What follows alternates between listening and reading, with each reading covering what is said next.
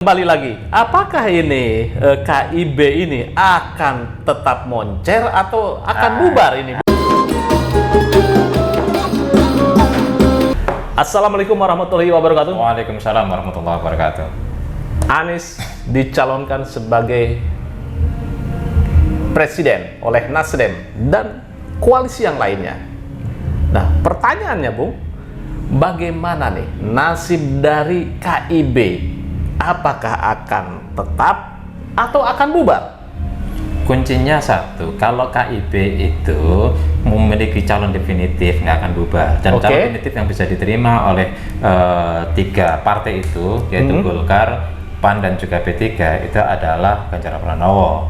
Dan memang KIB didesain, disetting, didirikan untuk Ganjar Pranowo. Konon kabarnya itu ya. Tetapi kenyataannya memang Ganjar tidak cukup nyali dan punya keberanian untuk keluar dari PDIP dicalonkan oleh KIB. Sebab apa? Di PDIP itu sendiri nampaknya menguat Puan Maharani untuk menjadi capresnya. Disinilah yang menjadi persimpangan jalan bagi KIB. Dan ketika KIB akan berkumpul di Jawa Tengah, tepatnya di Semarang, untuk mengundang Ganjar, ternyata diurungkan niat itu.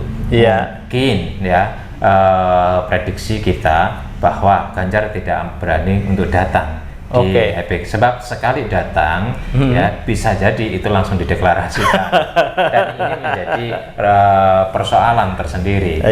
Kenapa KIB sempat kemarin ada isu bahwa KIB menemui Ibu Mega untuk mengusung Ganjar, tetapi buru-buru dibantah oleh seorang artis dari PDIP, anggota DPR itu Arifin, Nurul Arifin, bahwa itu hoax, itu tidak terjadi. Artinya memang di sini PDIP nampaknya kuat untuk mendukung atau mengusung dari Puan, sebab Maharani akan ada suksesi yang tidak boleh terganggu. Menang enggak menang, Puan. Dan kita tahu bahwa Ketua Umum PDIP, Ibu Mega, itu memiliki prinsip yang sangat kuat, punya hitung-hitungan tersendiri, dengan pengalamannya yang luar biasa. Ibu Mega ini, kalau nggak punya pengalaman, nggak punya prinsip, akan menang lah berapa kali. Logikanya begini, Bung, bagaimana kita mentes seseorang bisa menang di mana kelemahan kalau tidak didorong untuk tampil juga kan? Tampil dulu kan? Betul. Nah, kayak AHY ya, kapan test the water, kapan lagi?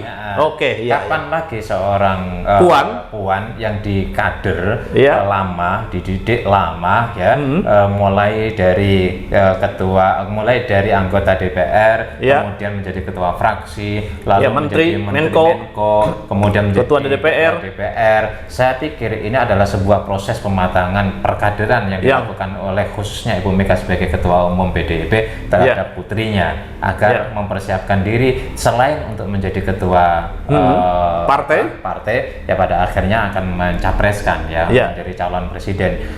Boleh jadi untuk 2024 kalah, masih ada kesempatan 2029. Bisa jadi menang juga. Bisa juga menang. Boleh. Ketika jadi ketua partai, saya pikir ini kan bisa melakukan branding, melakukan iklan, atau melakukan sosialisasi. Ketika katakanlah 2024 kalah, dan jadi oposisi, muncul namanya, ketika mengambil sikap-sikap politik yang tepat, saya pikir ini juga akan memberi peluang bagi Puan untuk naik lagi. Pertanyaannya kembali lagi, apakah ini KIB ini akan tetap moncer atau akan bubar ini, Bu? Kalau ternyata GP Ganjar Pranowo tidak ada sosok, tidak dicalonkan atau tidak mau untuk dicalonkan oleh KIB, maka ada dua kemungkinan tetap eksis, kemungkinan bubar. Kemungkinan bubarnya lebih besar. Kalau toh kemudian eksis, ini KIB mendukung Prabowo, saya pikir agak berat.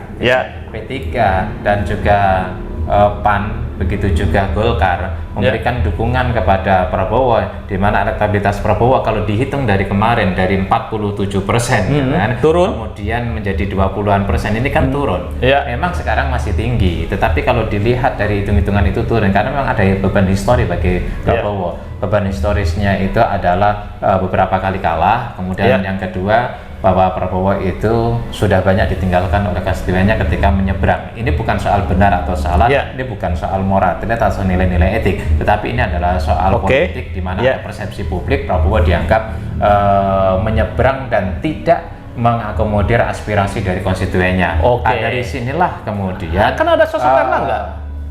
Ya, maka bisa jadi kemudian Erlangga sama salah satu misalnya Julhas gitu kan. Tetapi ini dua-duanya kan juga lemah. Apakah mau bertarung untuk kalah? Saya pikir kalau bertarung untuk kalah, dan memang ada isu ini bertarung dulu untuk kalah, nanti bergaining di putaran kedua. Apa yang menjadi kekuatan bagi mereka untuk bergaining? Nggak ada. Elektabilitasnya kecil, katakanlah nanti dapatnya cuma 5% misalnya. Mau bergaining apa? Masa 5%? Suara Golkar aja tinggi. Gimana? Suara Golkar tinggi loh. Kita harus pahami bahwa Golkar ini, gitu, suara partai dengan suara orang itu beda. PDIP menang. Apakah kemudian Ibu Mega ketika maju itu suaranya sebanyak PDIP? Kan tidak. Dan ini elektabilitasnya ini kan kecil sekali. Kamu kemudian sama-sama kecil dipasangkan akan juga berat. Maka tidak punya kekuatan untuk bergaining. Ada ini mendingan bergaining dari awal. Kita akan jauh lebih menguntungkan. Misalnya, gue mendukung lo, tapi apa bergaining ya? Gue mendukung capres ini, tapi apa bergainingnya? Katakan sekarang siapa itu namanya sekarang Golkar melakukan membuat dukungan kepada Anies misalnya, ini bergainingnya tinggi, bahkan sangat tinggi. Problemnya gitu kan, berani apa enggak? Karena ini ada faktor X, X yang membuat mereka kemudian tidak memiliki kebebasan untuk memilih capres-capres tertentu. Faktor yang lain adalah kalau mereka mau nyalon gitu kan, di situ ada JK, di situ ada Akbar Tanjung, gitu kan? Maksudnya di sisi di Anies ya? Bakri, yang notabene mereka cenderung kepada Anies. Artinya apa? Kita tidak tahu apakah Golkar nasib dari Erlangga itu sampai 2024. Kita juga tidak tahu. Karena ini sedang ada isu berkembang terkait dengan Erlangga. Siapa yang pernah menyangka Soeharto turun begitu saja gitu aja. Begitu dekat dengan penguasa, begitu dekat dengan Pak Jokowi. Tapi tahu-tahu diganti dan kemudian penggantinya PLT itu mendapatkan surat dari Kemenkumham begitu cepat ya. Ini kan tidak menutup kemungkinan ketika misalnya Erlangga tidak mampu untuk melakukan kerja-kerja politik sesuai yang diinginkan oleh pihak-pihak tertentu, ini juga bisa jadi nasibnya sama dengan Soeharto. Tidak kemungkinan, apalagi di situ sudah dibayang-bayangi oleh tokoh-tokoh besar yang punya pengaruh di Golkar, yaitu JK dan. Artinya menurut Anda ini KIB ini akan bubar atau akan tetap atau mau kemana? Mau kemana nih kira-kira? Saya bilang. Peluang untuk bubar itu jauh lebih besar. Jauh lebih besar untuk bubarnya. Daripada untuk bertahan. Jadi bercerai-berai itu. Ada yang ke Anies itu ya? Bukan bercerai-berai. Jadi bubar dalam pengertian tidak ada gunanya lagi, untuk tidak ada alasan untuk dipertahankan. Untuk dipertahankan. Kenapa ada dipertahankan? Nggak ada calon. Nggak ada sosok dipaksakan sosok gitu kan, dipaksakan sosok tertentu itu juga tidak kuat. Katakan di dalam tadi Erlangga dengan Bang Zulkifli Hasan gitu loh. Ini sangat lemah. Lebih bagus bergaining di awal daripada bergaining di akhir. Apalagi kemudian ada faktor tadi tokoh-tokoh di atasnya. Ini apalagi Golkar itu kan sahabat publik. Betul. Di mana pembina-pembinanya itu masih memiliki kekuatan yang besar, punya pengaruh yang cukup besar. Bung. Jika kondisinya seperti itu, artinya capres itu bisa terjadi 3 pasangan. Anies Baswedan, kemudian Prabowo Caimin, kemudian Puan Maharani. Jadi dengan siapa? Yang jelas Puan Maharani harus disebut pertama karena punya tiket full. Full. Yang kedua adalah Anies Baswedan. Karena bisa dikatakan menurut 3 partai itu sudah 90%. Kemudian baru satu di antara yang ada di sini, yaitu KIB dengan kelompoknya Gerindra dan PDI dengan PKB.